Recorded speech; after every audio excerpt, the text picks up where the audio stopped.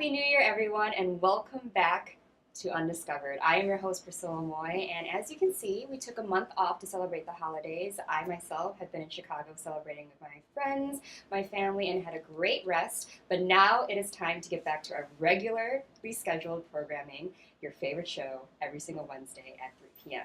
And today is obviously going to be no less amazing than all my other previous episodes because we're going to have some amazing award-winning singers, broadcast hosts. It's going to be mind-blowing. I'm sure I'm going to learn a lot from them within itself just sitting here talking. So when we come back from the break, please make sure to tune in so you can meet our next host, who I cannot wait to talk to and maybe get a little bit of advice from. We'll see if he'll give it to me.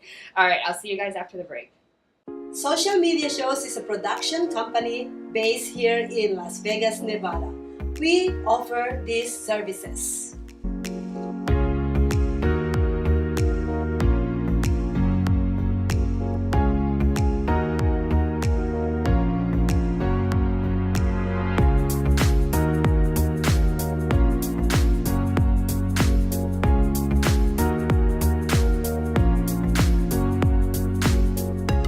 We've been streaming shows live in real time for over 4 years on major social media platforms and also on our website socialmediashows.com. And we are now on Roku TV. We welcome you to have your own show on our TV network. Call us 651-955-8743 or email us at admin@socialmediashows.com. Hi guys, we are back, and as promised, like I said, the first guest on today's episode is amazing. He is the host and producer of the show Las Vegas Tonight, and he also has won the Associated Press Award for Best Talk Show, and of course, if that's not enough, he has been inducted into the Nevada Broadcasters Hall of Fame. Please welcome Dale Davidson. Thank you. Nice to meet Nice you, to Dale. meet you, Priscilla. It's I've watched your an honor. show. I enjoy it very Oh, much. thank you so much. That's Yeah. clearly an honor considering everything that you've done. Oh, well, so, thank you. Thank you. Amazing. I appreciate it very much. yeah, so you obviously, like we talked about prior, have a lot on your belt, when it Right. comes to what you do. You have all of these majors, communication, you have been kind of like a veteran within this whole business. Yes. So what was that like for you in the beginning? What's Yeah. your start like? Veteran means old, by the way. I'm sorry. What was it? To me, that means one of the greatest. I'm going to say that being That's like, okay. I'm all right the with greatest that. of all I'm all right time. with that. No, I started in radio when I was 15 years old. Wow. Just sweeping the floors and learning how to spin a record and all that sort of thing. One of the early FM rock and roll stations back in Cleveland, Ohio. And ever since then, I've been mostly in broadcasting. In radio, about every job you can have in a radio station, including I think if I got any skill set on interviewing, I learned it from radio. Because I did a talk show in Arizona. In fact, that was the one that was voted by the AP as the talk show of the year. And I had 15 hours worth of guests Wow. every week. Isn't that something? Yeah, that 3 hours a is. day. So I mostly interviewed people. Every now and then I'd do a monologue, but most of the time I would. And I kind of learned what worked by making mistakes. And I remember I had a producer who took me to a network. I ended up as a network talk show host and so on. And I said, how do I get better at this? He said, just keep doing it. And you'll be the same way. That is true. Yeah. The more you do something, you learn Yeah. every single time. Yeah. Especially yeah. meeting people, Yes, right? You yes. learn just by meeting people. Yes, I'm sure, yes. everyone has a different personality. They come in and you're like, all right, how do we handle, Yeah. Yeah. One of the other things I've learned, and I taught this because I've done some college teaching to kids in business and media as well. And one of the things I learned is what I call, you have to ask what I call high gain questions. And a high gain question is an open-ended question. You can't answer it with yes or no. What you have to do is think about it, project an answer, and then deliver the answer. And so an example of a high gain question that people use pretty often is, where do you see yourself in 5 years? You know, where do you want to take your show? What is there about your show that you'd like to change? You know, those are high gain questions. They cause your guests to speculate, and when they say, good question, or I never thought of that, or they just hesitate for a second and go, then you know you've asked a good question. Right. And so what was your, I don't know how you used to say this. When you did a lot of broadcasting and radio, was there a certain theme or thing that you centered on, depending on the group of people or what you would talk about? Yeah. No, I just look for interesting people. Okay, you know, so like you do did a with lot of the yours. scouting. And okay. Yeah. I had a producer, and here's something that's interesting. The show I do now, and as I mentioned to you, I just did show number 450, 15 years worth of these shows. And the one thing I basically learned is just look for interesting people. Whatever you do, just look for interesting people. Yeah, and more open they are, obviously, open people too. It helps. Sometimes they're a little tougher to draw out than others. I'm sure you've noticed that. But I've also learned that it's a great idea to shut up and listen. You know, the one thing that kind of bugs me about interviewers on cable TV shows and so on, it's more about them than it is about the guest. Yes. You know, yeah, and they talk over them, and you know they want to be on camera all the time, and that's really not what it's about. People aren't tuning in for that reason. Right. If you want to last a long time, get good guests, ask people good questions, and then sit back and listen. Yeah, because at that point, when you have the means and the reason to have someone come on your show, you got to that point, it's kind of, for me, like a helping out. You know, I'm giving back. I'm going to showcase these people that come on because I know what it's like for people not to do that for me. Oh, yeah. So I love meeting people because you learn more about others. It's obviously great to let other people know who this amazing person is. Yes. And, learning about their trials and tribulations and figuring out how we can learn from each other. Oh, yeah. You know. Yeah, you have the right attitude about it, Priscilla, and I think you're going to be very good at it for that reason. Oh, thank you. Oh, yeah. That's such an honor, honestly. Yeah. So let's talk about Las Vegas tonight. So how long has that been broadcast? I started it in 2007, so yeah, it's about 15 years ago. What's interesting about it is I was the general manager and then the owner of the only Christian TV station in the state of Nevada, which is right here in Las Vegas. My partner and I sold it in 2015. But it gave me an opportunity for a long time to get to know people in that community, the Christian community, if you will. Business people and church people and, you name it, and just people in general. And the FCC, the Federal Communications Commission, requires that local television and radio stations do local public service programming. 3 hours a week, I think, is still the rule. And so I was doing this show to meet that obligation. And to tell you the truth, when we started off, it was kind of rocky. It was just kind of between two ferns, and we talked about potholes and exciting stuff like that. And but then all of a sudden, it's really, and I give it up to the Lord and give my thanks to God for this. Some really interesting people started showing up, and I wasn't even chasing them. And from that point forward, when I was doing my radio show I told you about, trying to find guests all the time, and I did have a producer who helped me. But all of a sudden, people started showing up, and they wanted to be on the show, and they had really interesting backgrounds. And I expanded it from a half hour to an hour when a network called me up and said they wanted to carry it. And a network with over 100 TV stations coast to coast called the Walk TV wanted me to give them an hour a week. So that's what I did. And I thought maybe I would do segments, like most shows. I think even your show, you do several segments in your show.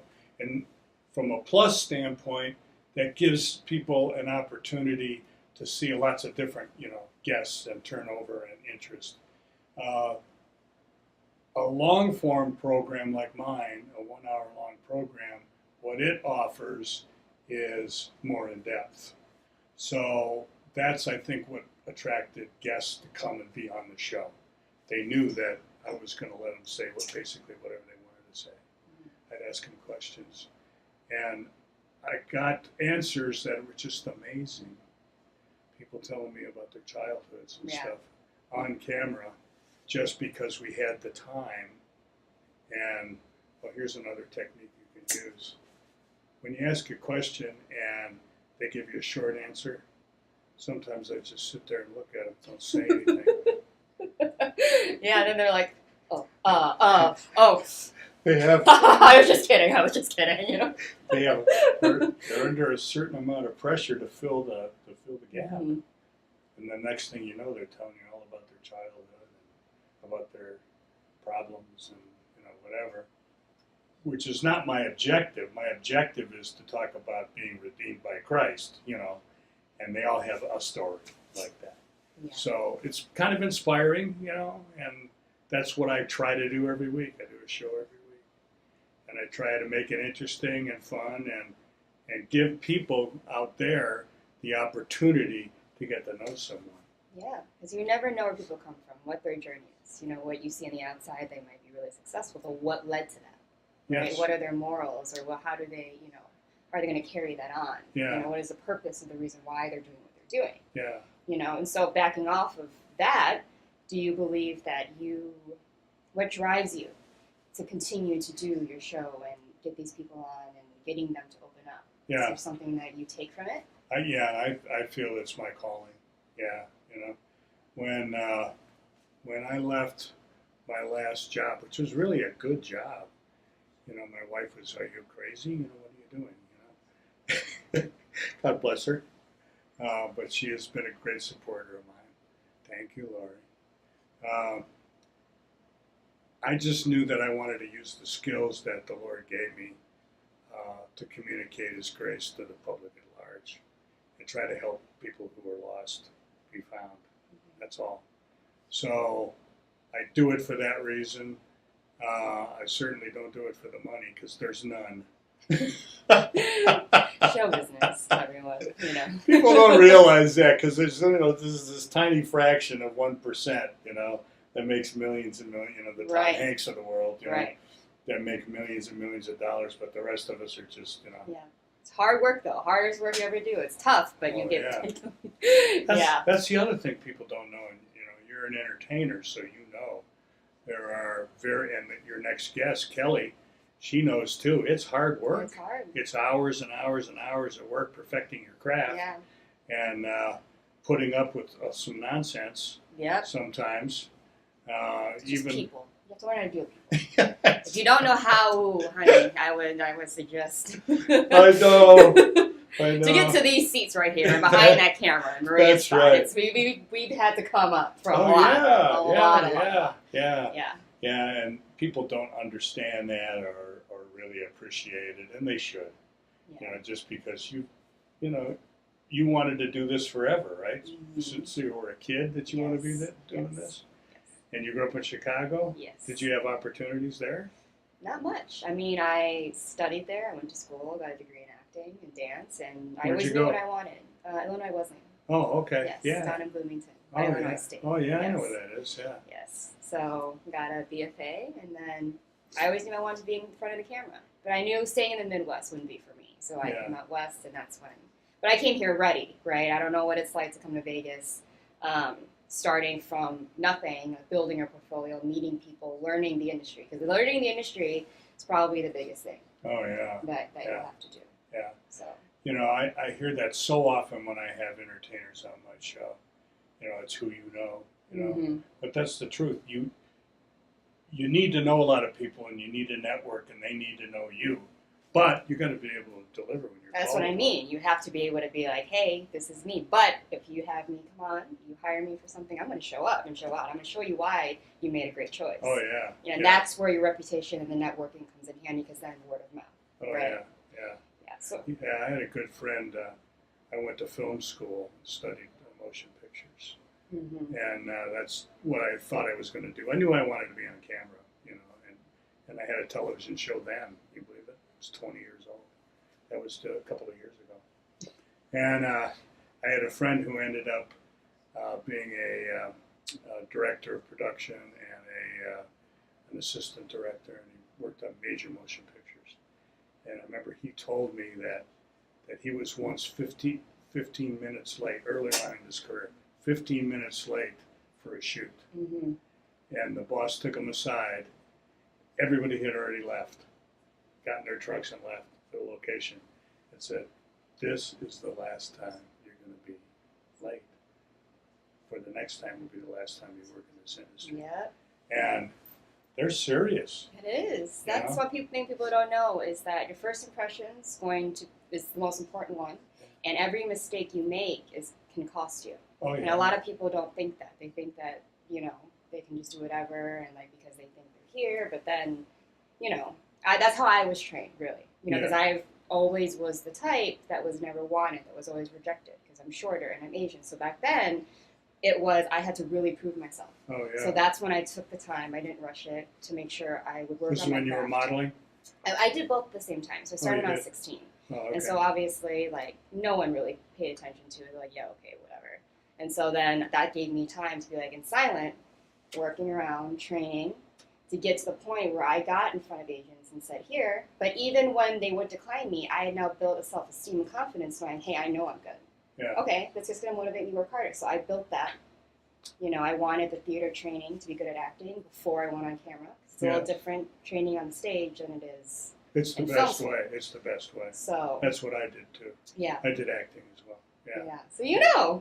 I do know. Oh my God, this has turned into welcome to the Daily Talk with Dale. Meet Dale and Priscilla. Learn about both of them at the same time. Why not? Why not? Why not? We'll just do this more and more and more.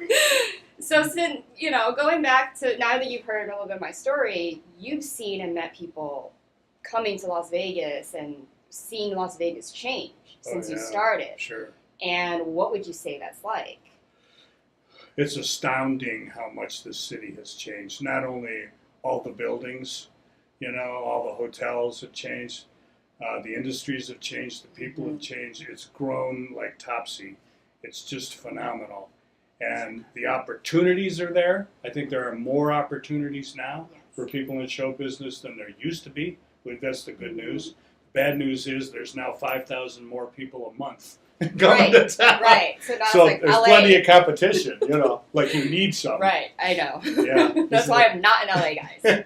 You got to be a big fish in a smaller pond, and then once your name gets out there, it helps. Well, then you can live anywhere. Yeah. Like a lot of movie stars do nowadays. There's a method to the madness. Oh yeah. The business, the game. Yeah. It's really important to understand the industry. Mm-hmm. I have a friend who's been an agent and a manager and all those sorts of things. I guess he's retired now. Keeps claiming he's retired. But he's always told me, he said, talent's important, sure. It's about 50% of it. The rest of it's marketing yourself. Oh, yeah. And Business understanding smarts. the business. Mm-hmm. What is the business about? And why is it so tough? It really is a very, very tough industry. Yeah. And we do everything we can to make it easier, on people who come. I have interns that'll come and, work for me for a while. And like I said, I was teaching at a Catholic university down in San Diego for 5 years as a part-time professor.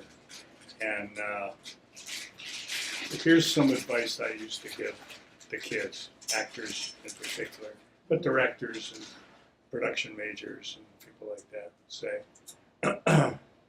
are you going to be asked to do things that's outside of the scope of your moral sense or your ethical sense? The answer is yes, you are. My recommendation is be ready with your answer. Oh, yeah, 100%. Just be, otherwise you're going to stumble around. You're going to think about it. You're going to say yes and then regret that you said And they're yes. going to walk over you. You're going to be like, okay, whatever. And what I found is they will respect you, but they'll also watch you. Mm-hmm. Particularly if you say, well, I have a belief system, and I'm a Christian or whatever it happens to be. Well, they're going to watch you and see whether you walk your talk, Oh, yeah. And so that's good for you, You know, that helps you have to be strong. That's what I learned. You have to be strong, and a lot of people are going to try you. They're going to walk over you. They're going to use you, and the more successful you become, the more you experience that. Yeah. And you have to differentiate between whether or not this is genuine and whether to hold your place. And know the boundaries. Yes. Because I know for me, like, I'm nothing. You see me now, but I'm petite.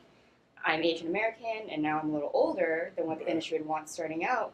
But you have to learn in order to change these things, guys, and make it a little easier for you is to know the game before you change the rules, before you play it, right? Yeah. To know how it works so you know how to go around those and find the loopholes, enable yourself to be what you want. Yes.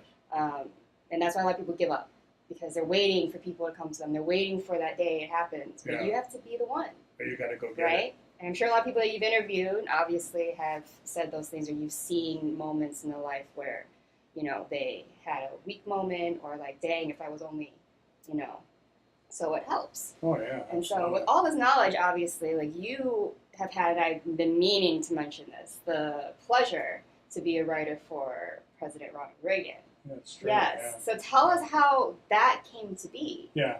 I went to work for a couple of friends who were producers of a preacher. Back in the day, his name was Rex Humbard. He was one of the early Christian television evangelists. And he was a singer, and he was very entertaining. He did something that a lot of preachers didn't do then and still don't do now. He had a primetime television show on, first it was once a quarter, then once a month, then once a week on ABC. And he'd have names, Pat Boone or Johnny Cash or whoever, who were Christian entertainers. And they produced that show, and they hired me to be a writer. And they liked my writing. And so I was doing all kinds of different things. I was writing commercials, I was writing promos, I was writing white papers, I was writing, whatever they wanted me to do. And I was not a believer then. I was not a Christian then. And they knew that about me. And they had a beautiful building in Akron, Ohio, in fact. And they had one complete wall of glassed-in studios, just studio for their productions. And they were translating all of Rex Humbard's shows into over 100 different languages around the country. And I had one of those little studio rooms myself, and I was the only one that was allowed to smoke in the building. I was a smoker then. So they got me a little ashtray with a little air thing that sucked it in, and they said, just don't ever swear, and don't come in drunk, whatever it was. But I was the only non-Christian working there. Well, just being in the environment, obviously I was supposed to be there, because one of those fellas led me to Christ years later on a long airplane trip from coast to coast for a commercial that I was acting in fact. And what I learned pretty well, writing under pressure, writing on difficult topics. And then they got a contract with the Republican National Committee to write commercials for the Ronald Reagan campaign. And I wrote those commercials, a lot of them. And they liked me, and so after he was elected, this was his re-election, after he was re-elected, they hired me to come in and write speeches for him. Wow. Yeah, so I got to experience that White House thing, and got to know some people that are friends to this day, all these years later, and got to sit next to Ronald Reagan and write words that came out of his mouth, which was just an astonishing thing to sit and watch TV and say, there it is. He just said my line. That's so the amount of pressure, though, you imagine, you're just like, dang, this is what the President of the United States is literally going to say on camera. Yeah. I'm the one that's going to be, in charge of that. But was it a lot of, you just had to kind of, how did you navigate? You're learning him, sitting there observing, seeing things that he would say, and obviously knowing, writing for someone else, particularly a politician or a preacher or anybody that's on TV a lot, you need to learn their phraseology, what kinds of things do they normally say? Yeah. Their pacing. Some people you would write fast because they talk fast. Others you would write slow because they talk slow. Phrases, pauses. You know, he was a head tipper. He would do this. Well, tail. There you go again. You know, he was slow paced. And one of the best on camera communicators I ever saw or worked with. I think maybe the best president doing it. And that was experience. You know, he was an actor for a long time.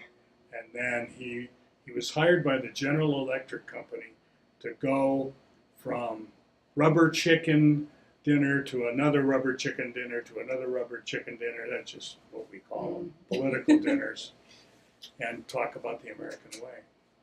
And so he assembled. He had file cabinets full of jokes and speeches, and he practiced, and he got really, really good at it.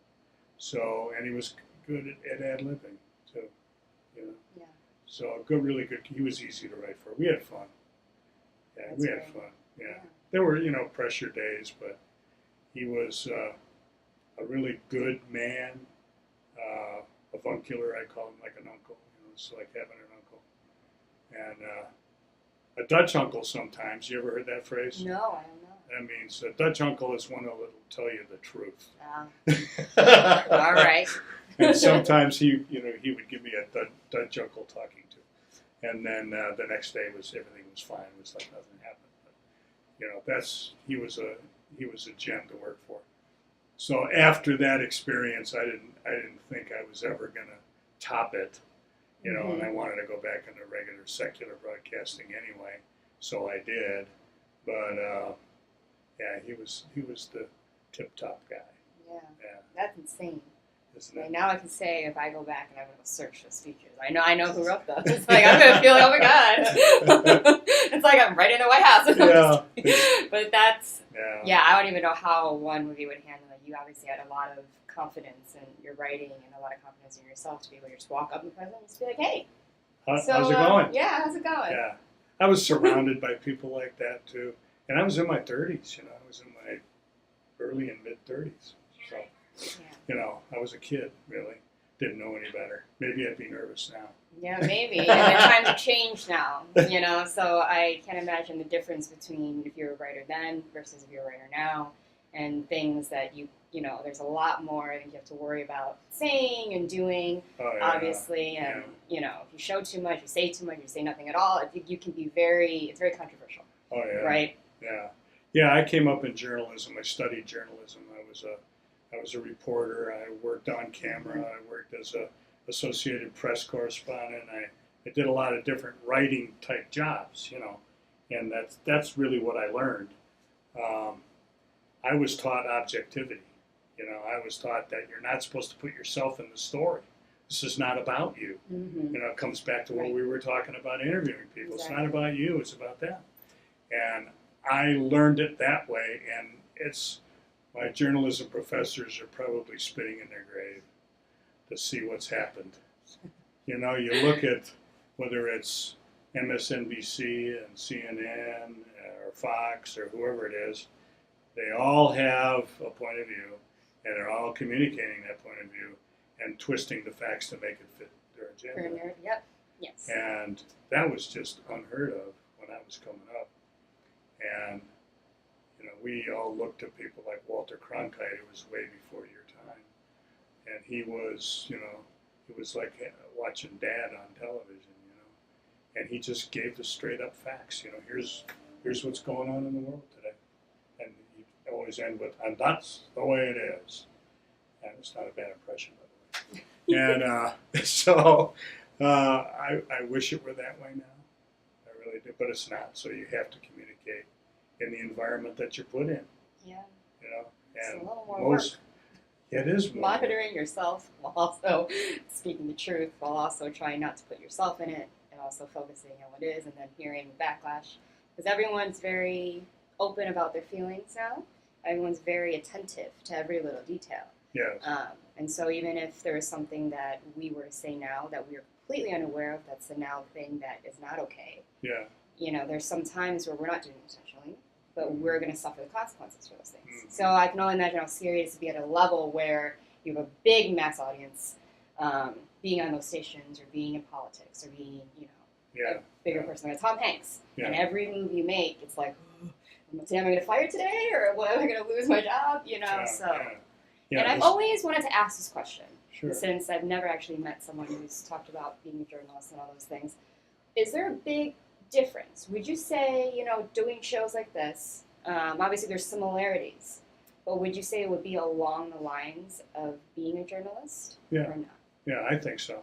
I think many of the skill set is the same.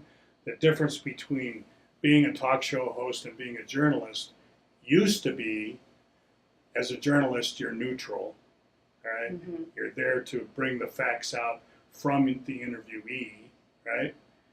And a talk show host has an opinion, okay? Mm-hmm. They're commentators, or they have opinions. That's the difference. Now, that line has been blurred, so people call themselves journalists who are really talk show hosts. But the skill set's very similar. Yeah. I always wondered that. Oh, you know, especially now with like the death R.I.P. of Barbara Walter. Like you watch a lot of her interviews. Yeah. She can play both. So to say, like I look at things and people that she interviews, and kind of when I'm looking at it, when I'm trying to, you know, look at my interviews and trying to brush up to see what else I could do or how to be better. You watch these people and see how attentive they are and see how they ask questions and like change it towards the person. Right. And so someone like that, I've always wanted to talk to someone who also has that type of experience, not just has their own show, but also has been in the world of broadcasting and journalism through the years, not just recent, and see what that's like. Right. Because I've always been intrigued. Yeah. That's an excellent question that you asked, because it's the fundamental question that you need to decide what you want to be in this industry. If you want to be a journalist and you want to be a good one and you want to be recognized for asking who, what, where, how, and why in such a fashion that the truth comes out, that's one thing. Mm-hmm. If you want to communicate Priscilla's opinions on what's going on in the world, that's perfectly okay. But it's a separate function. Yes. Yeah.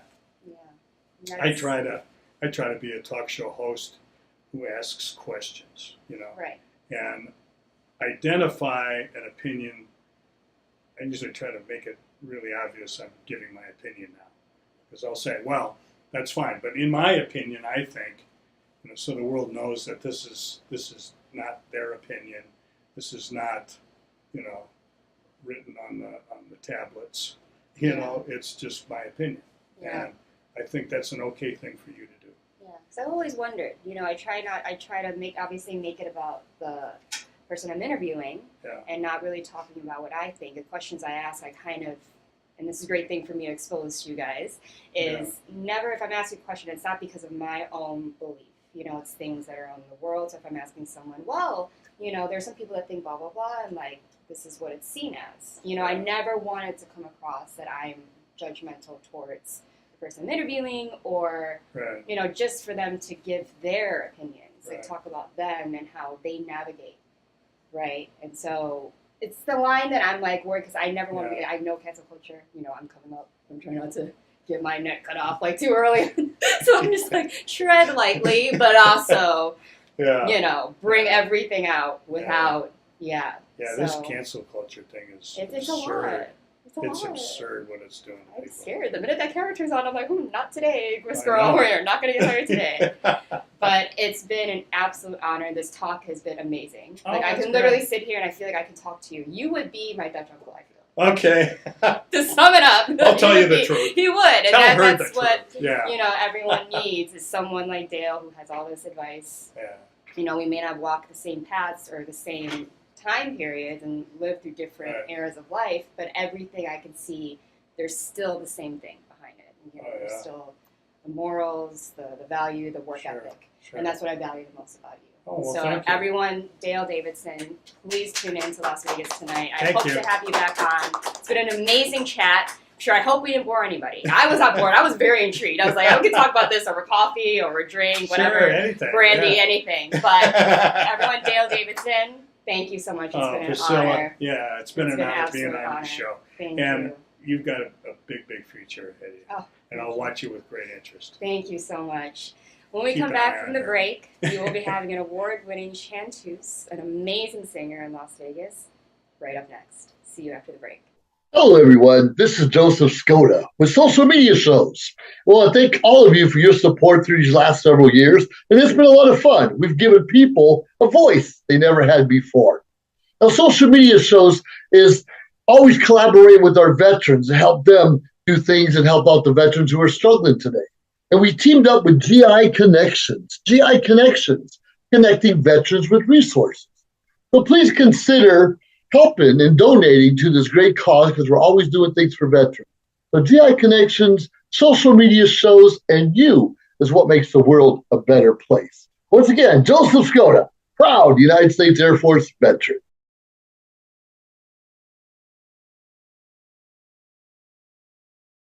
We've reached the age of live streaming on social media shows. You may ask, we're already ahead of the curve, so why do you need to advertise with us? Well, only 8% of the businesses in the US are using digital advertising to grow their business. That's 2 percentage points short of reaching critical mass, which will lead to faster results. We have 20 plus shows with a reach of over 80,000. We'll give you commercial ads, website link, and connections to nonprofit organizations.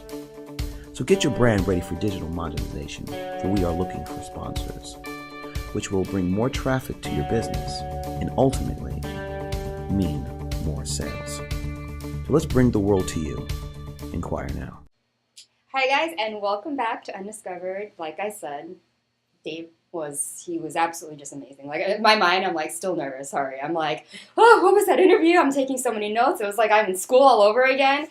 Anyway, we are going to switch gears all the way over to a different topic, which is obviously music, entertainment, what Las Vegas is known for. And I cannot wait to introduce this next amazing person, this amazing singer. She is an award-winning chanteuse who also is going to be having her new show come out downtown Fremont near the end of this month. And she also is a tribute artist. Country music, Reba McEntire, Shania Twain, Dolly Parton, all of the greats. So everyone, please welcome Kelly Vohnn. Hi, so nice to meet you. Nice Thank to you meet for you. coming. Oh Thanks my for goodness, you having look me. amazing. Oh, thank Obviously. So, Thank you. welcome to the show. Thank you for having me. Yes, it's gonna be amazing. You're our last artist here, so we can chit chat up. Okay. So as I've seen, like you are Canadian, I am. correct? Mhm. So how long have you been in the States? I've been here. I moved my family here 20 years ago. Okay, and was it straight to Las Vegas? It was. Oh, I was doing a lot of work okay. in the U.S. and what I was doing when I was doing the legend type shows is I'd have 3-month contracts in a city. And we'd be here for 3 months. I'd homeschool my children for 3 months, and then we'd go back home to Canada, and they'd go back into the school system. So finally, when my oldest was in high school, she said, "Mom, we can't do this anymore." I said, "Okay, we'll find the place to live." Yeah. And just stay put. So that's what we So did. did you love Vegas before? What was the main drive for you to come to Vegas? You know, I wasn't a huge fan of Vegas prior to living here. I was afraid to bring my children. I was a single mom, and I was afraid to bring my 3 children here. But I had some friends that I had worked with in different shows, and they were in shows here, and they assured me it was a really great place. And so we moved here with some apprehension, but we made it work. And I found that the community here is amazing. It is. You know, Yeah. it's very supportive of each other, and I love that. Yeah, because everyone's from different places. Everyone does their own thing, and when they're here doing it, and they've stayed here, they love the city. The city's doing it for them in their life, and so they have a purpose, and so they're just meeting other people who have that same purpose. That's what I've realized. I've only been here maybe 3 years, Okay. but I didn't know, like you. I was like, okay, I love Vegas to visit, but what's it like living there? And what's Yeah. it like in our industry? Like, yeah, there's Yeah. shows, and obviously for singing it's a little different, but you're like, how do I, I don't want, the Vegas has a stigma. And you're trying not to get into that stigma. But then also succeed and make it something. And obviously as time goes on, you've seen how Vegas has grown. Oh my Right. goodness, it has grown. And I do have to tell you, you've been here for 3 years. So once you leave Vegas, because I did that a couple times for different reasons, it's funny because when you go into a different community, here we're all kind of like the same mindset, Mm-hmm. you know, in the entertainment industry, and at different places where there isn't as much work or whatever, it's just a totally different mindset. Yeah. So then you really miss it more. Yes. Yeah. But yes, Vegas has changed, and it's amazing because we don't have any water. I know. It's growing. It's hot, it's dry, and you don't have water. Like, It's like we keep that building make all any these sense. houses. I know. Hotels, Yeah. stadiums. But hey, it helps though because now we're here. Yeah. We moved here before all that, so now we're like, all right, bring it on. Yeah. We're ready for the show business to really rise. Wouldn't that be great? Yeah. It's like, I do feel the world is coming back. I mean, my husband had a store at the Venetian, and, you know, in order for his store to stay alive, he had to have the certain clientele come back. And I feel like that certain clientele is coming back to Vegas, so it's nice. I'm so excited. I heard it was like the second Hollywood now. I'm like, if I don't have to go to LA for work and sit right here in Vegas, then, you know, it's amazing. That's not my idea what was going to happen, and that's what happened. So it's a blessing for everyone in show business. Yeah, It's it is. fantastic. It totally is. Yeah. It is. So are you from LA? Is that No, I'm from Chicago. from Chicago? Yes, Okay. Yeah, but Oh. you know, when you want to do film and stuff, obviously you think of everything. And it's so true. A lot of things all film out on the West Coast. And I'm not an East Coast person. So for me, like, I was like, all right, well, Vegas on. But now I'm like, Vegas, stay. Like, maybe. Like, yes, everyone. But, so anyway, we're talking about, you know, you're Canadian, you went to Vegas. Did you always love country music? Because I know that that's kind of what you sing. And It's funny because I grew up in a rock household, very, very rock household. And then I see the touch. But a little still, you know. Give me some rock cowboy boots, and then we're there. right. And then it was funny because when I could afford singing lessons, I got classically trained, and then I went to college where the emphasis was on jazz. So when I did my very first audition, they gave me this song. I didn't even know country at all, right? And they gave me this song to sing called "Stand By Your Man," and I'm like, what? I don't know. I've never heard it. They're like, here's the lyrics, just sing it, and I'm like, ah. I always got labeled as a country singer. So anyway, fast forward, I ended up doing like some impersonation work, and Dolly Parton I was very popular doing Dolly Parton and Shania Twain, and then I added Reba to the repertoire. And so, yeah, I always got labeled as a country singer, but my passion is just so much more than that, you know. So it's but you know, I'm blessed and happy that I can sing pretty much every genre. Yeah.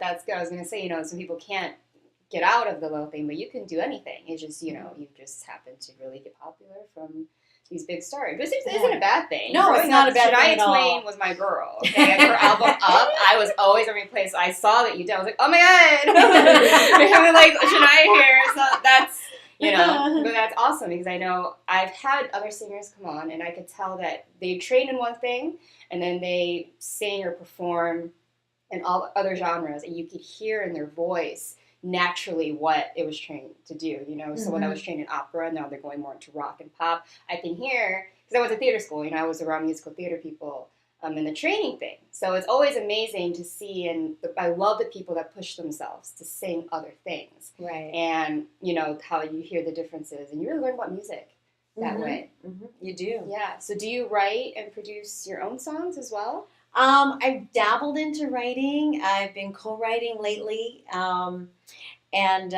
it's funny because I'm still not very comfortable in that part of it. And I do everything else pretty much, but I want to become better at that. Okay. Yeah. So you have any albums out, any releases? Because I know you're going to be performing for us later on. Secrets out. And the song you'll be singing, like, what is the story behind the song that you'll be singing today? Oh, the song that I'm singing today, first of all, I do have a Christmas CD out. Okay. It's called A Kelly Vohnn Christmas. Catchy title, right? And I do have a couple singles out from a while ago, but The song I chose to sing today, I sang it in a show that I was in Hawaii. And it's just a very fun, vampy song. You may see it in my new show that's upcoming. Oh, well. Spoiler alert. But it's just a fun song. It's actually from The Mask. Okay. And so I just put my own little take Right. on it. So Right. yeah. That's amazing. Yeah, We thanks. cannot wait. And so since Thank you you.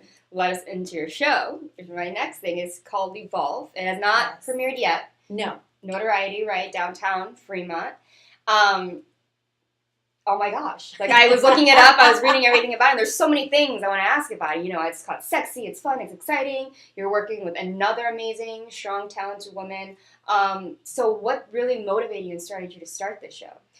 Well, as I was getting older, and one of my idols in life, period, is Dolly Parton, who is older and she's busier than she's ever been in her life.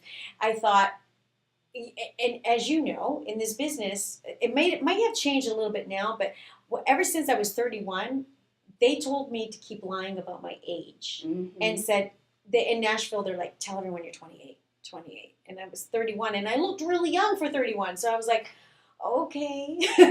So what inspired me was I have never been this busy in my life since COVID. I've just been so busy, and I feel like it's my job to make people happy and entertain people. So I was thinking, wouldn't it be great, instead of making people feel bad about getting older, to celebrate every age and stage of life? Because there's an amazing thing about every age and stage of life. So instead of hiding behind, I know some friends of mine who are getting older, they won't leave their house anymore because, they're like, oh no, because I looked so good before.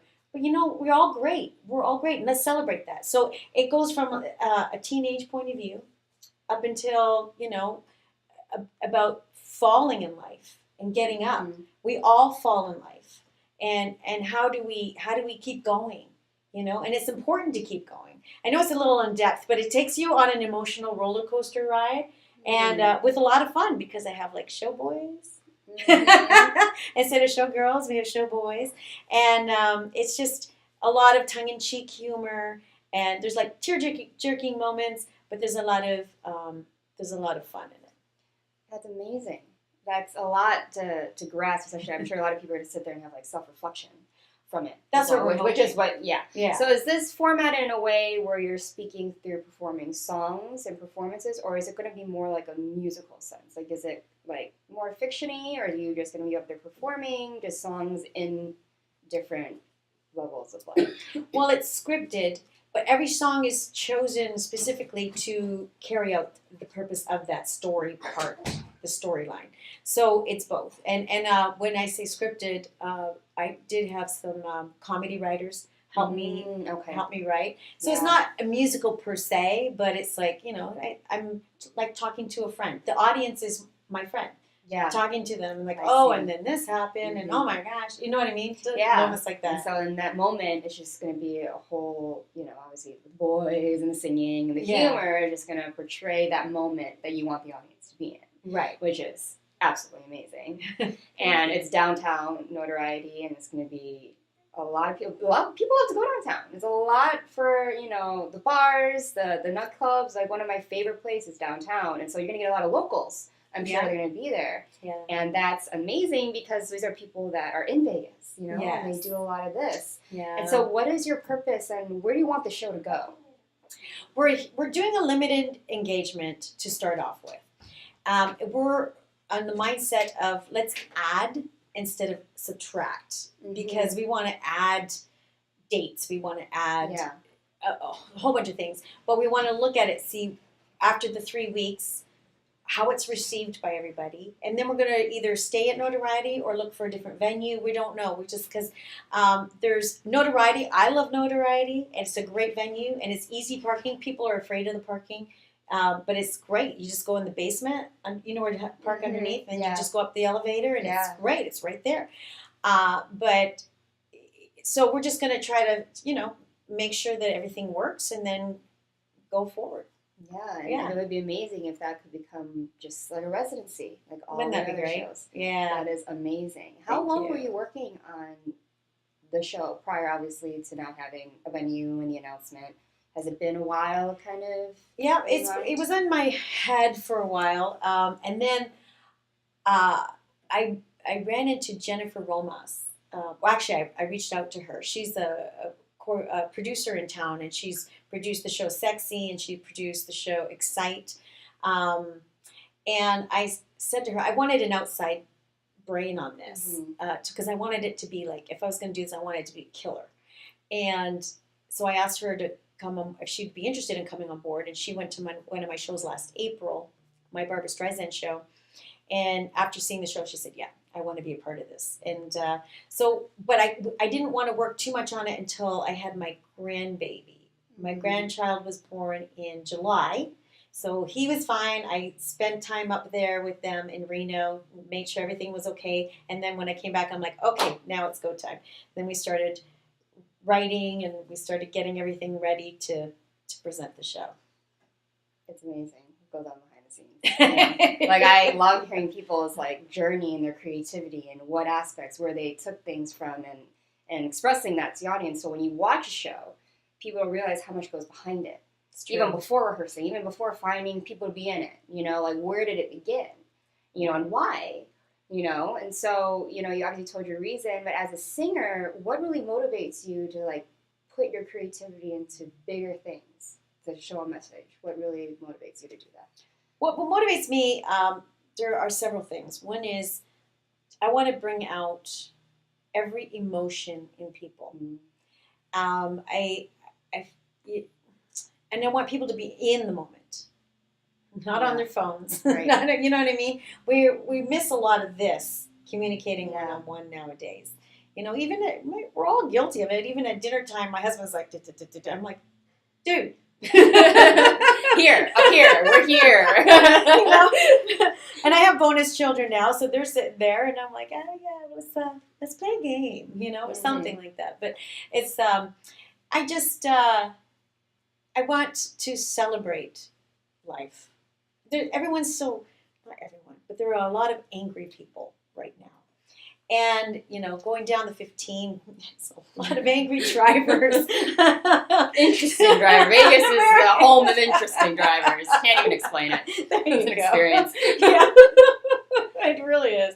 So I guess I just feel like if I can make someone smile and forget about all the yucky stuff for like 70 minutes, that makes me happy. That's amazing. And where do you see yourself after? Well, let's just say the show continues. Mm-hmm. You know, do you really want to continue to create shows, create music, continue to be known as a singer? Until my voice goes out. I hope I always have my voice. I really do. I want to, again, like Dolly Parton, I want to keep working. And as long as I can keep working, I want to keep working. And that's amazing. And how I'm sure that, you know, being a mom, your kids look up to you, you know, and you're strong, you're in this industry where you really got to be a strong woman, too. I'm sure, like, how did your family view this? Are they always supporting you, uplifting you? Are they in the field as well, your kids? No, actually, we were offered a kind of a family act, a contract, and not a contract. Someone approached us about being a family act in Nashville, and my oldest daughter went, no, I want to make good money and steady good money, because this definitely is a roller coaster in our career. And so they aren't in the industry, but a couple of them have gone off kind of in that area. Like, my oldest is in marketing, which you have to be a good marketer if you're in this industry. My middle child's in PR. So that's another thing, you know. My baby, he's in the Canadian military, which has nothing to do with music.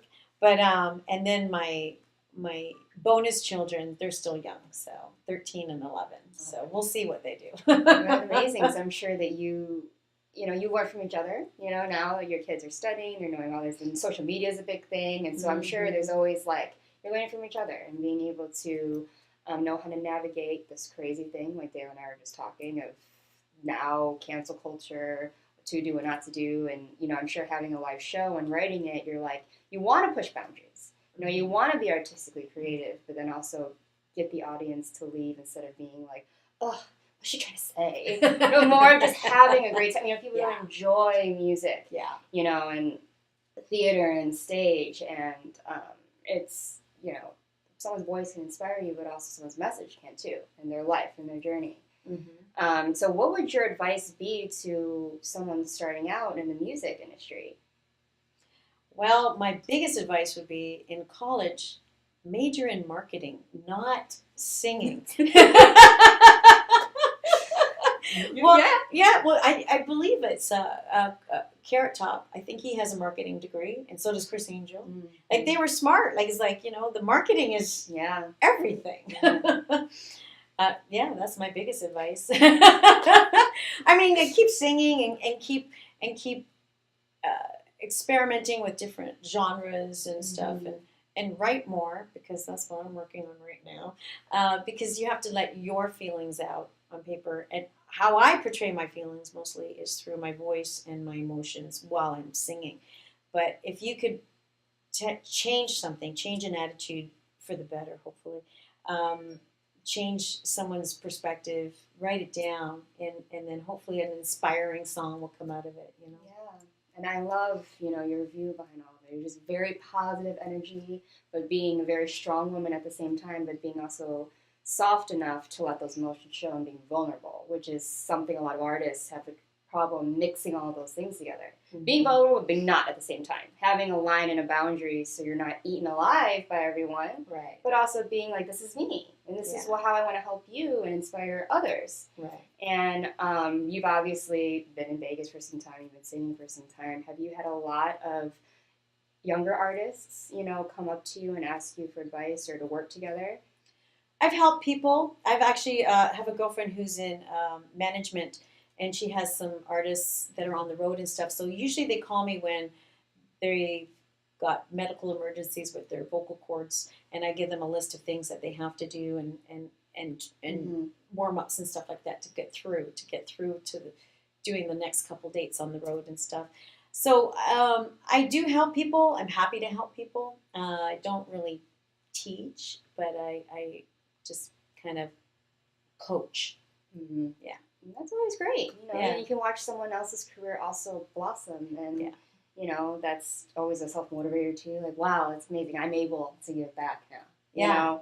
Yeah. So your show is premiering when? So the audience can... January 29th. It'll be for 3 weeks, every Sunday at 7 p.m. So apparently one of those Sundays is Super Bowl Sunday. So ladies who darn into football, come on down. That already sounds like, I feel sorry. I'm like, oh no. I know. It's like, oh well. But it's it's at Notoriety, which is the old Neonopolis downtown on Fremont Street. It's the 3rd floor. And if you do take the parking, go to the parking on the basement, just take the elevator to the 3rd floor, you open the doors, and it's right there. It's awesome. And where can they get tickets? Online? Yep, they can get tickets either at the box office or notorietylive.com or on my website, kellyvohn.com with 2 N's. And there's different ways you can get them.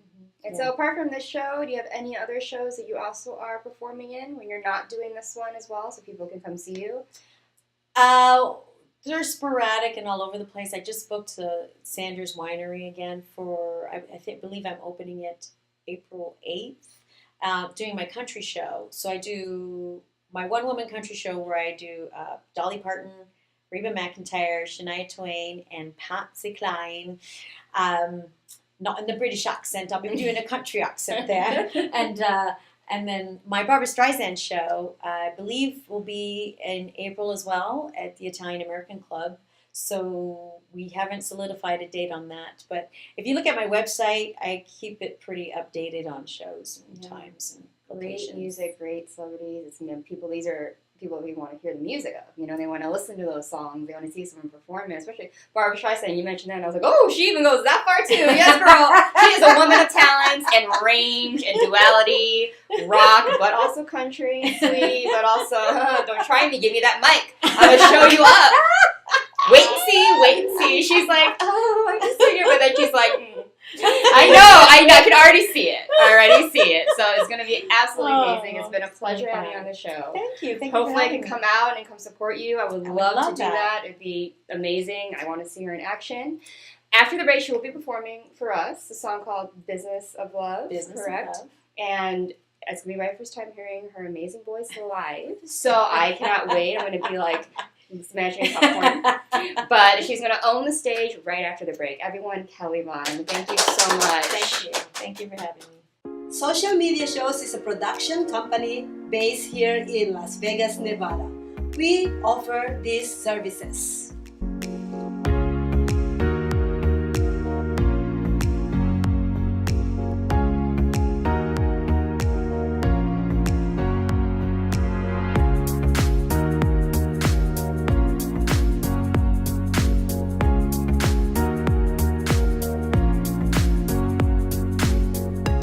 We've been streaming shows live in real time for over 4 years on major social media platforms and also on our website socialmediashows.com.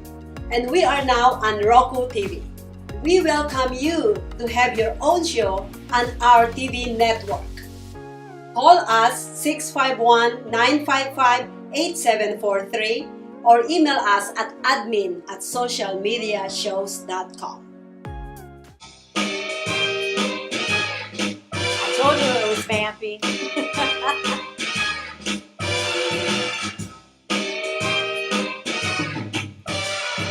I'm just a baby in this business of love.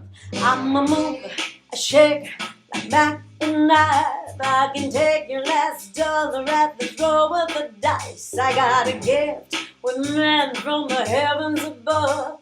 But I'm just a baby in this business of love.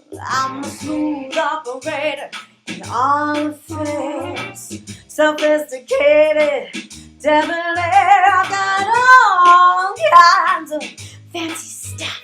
But I'm just a baby in this business of love. I'm just a baby. Nobody never spanked me. Somebody save me. I'm just a baby in this business of love. I do, ba do, ba do, ba do, ba do, ba do, to pursue the satisfaction I started young.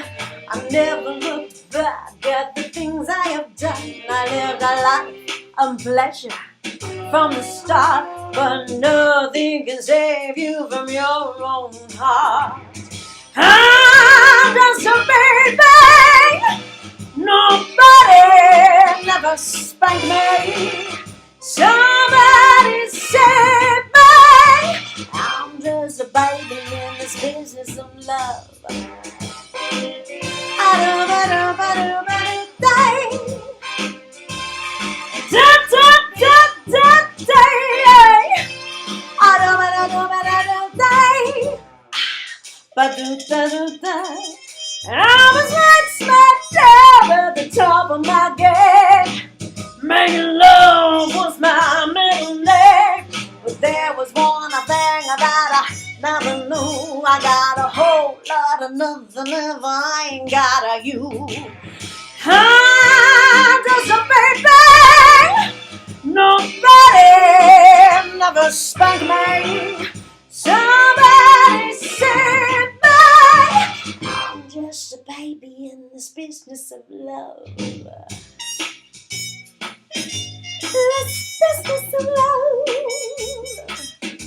This business of love. I'm just a baby in this business of love. I don't know.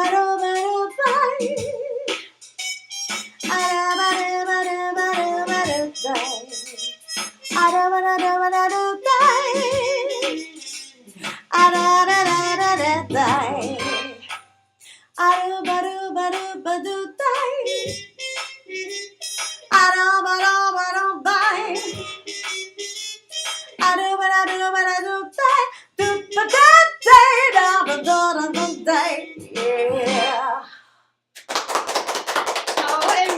What did I say? I said when she got that microphone, she got me up here like this. And she was. Okay, girl. Amazing. Business of Love. Kelly Vohnn, everybody. Thank you so much for that amazing performance. Oh my God, I'm blown away by her. But everyone, thank you so much for coming to our show. This has been an amazing first episode back in 2023, and I'm so glad to be here with you guys and meeting these people and having the opportunity to reach and connect to you at home, at work, wherever it is that you're watching this amazing show. As always, I'm your host, Priscilla Moy, and see you back next week. Bye.